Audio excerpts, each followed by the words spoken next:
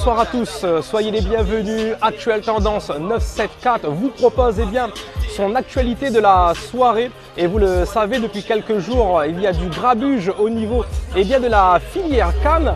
Et ce matin, nous sommes venus prendre un petit peu la température au niveau de la préfecture Réunion. Et puis nous allons prendre un petit peu la teneur de ce qui se passe. Et puis comme vous pouvez le constater, pas mal de personnes présentes ce matin au niveau de la préfecture Réunion. Et sans plus tarder, on va retrouver le témoignage du président de la CGPER.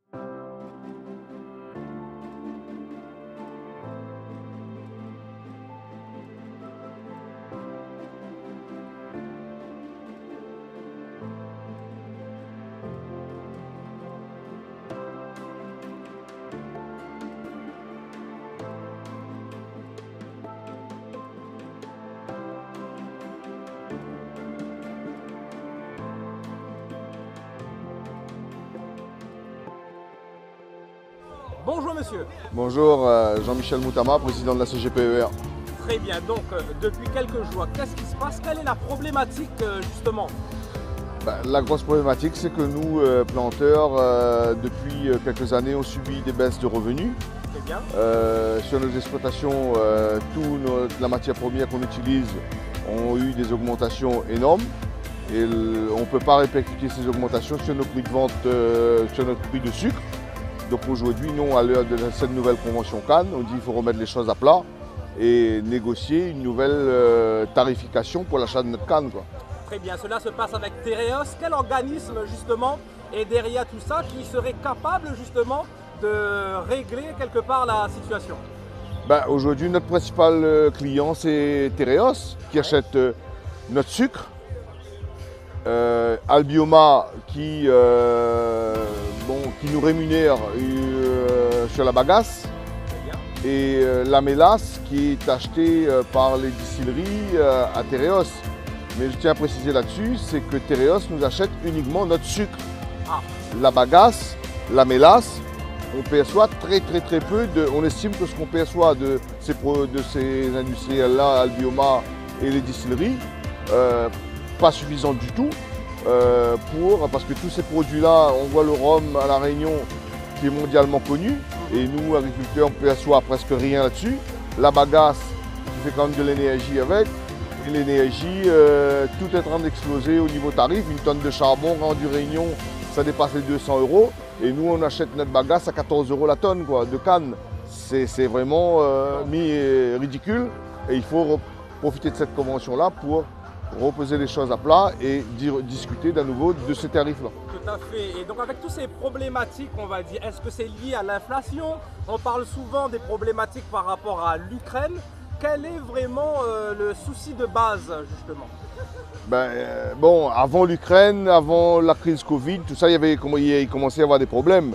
Mais c'est la crise Covid, la crise ukrainienne a favorisé encore plus ça.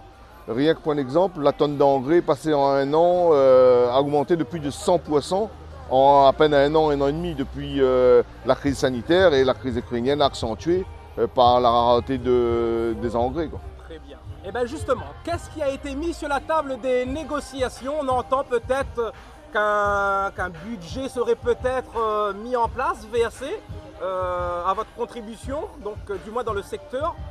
Non, pour l'instant, tout ce qui a été mis sur la table, en fait, c'est des éléments conjoncturels par rapport à ces hausses-là. La filière animale a été accompagnée par un plan de résilience.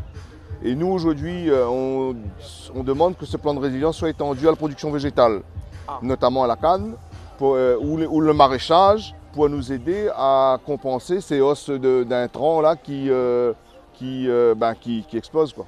Ok, d'accord. Donc, on va dire concrètement, au niveau préfectoral, Et peut-être même au niveau des élus, peut-être, il faut qu'ils se mouillent un petit peu la chemise aussi. Donc les attentes concrètes de toutes les personnes présentes devant la préfecture Réunion ce matin.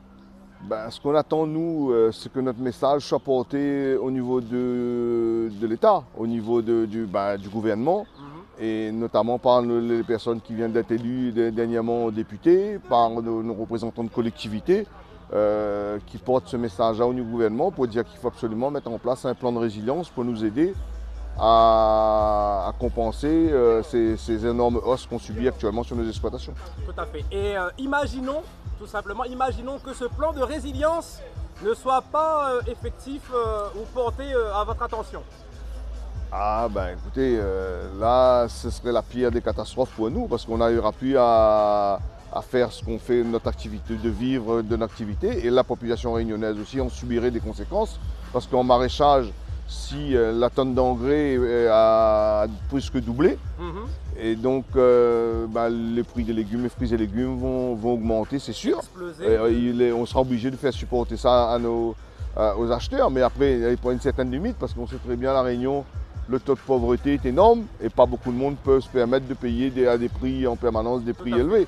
Donc on subira encore l'arrivée des containers en permanence ici et des produits de l'extérieur qui vont venir envahir notre pays. Et nous, on s'assoira et on regardera les containers entrer.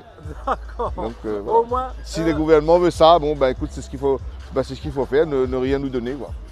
Très bien. Écoutez, je vous remercie Merci. pour toutes ces explications et bon courage à l'ensemble. Merci.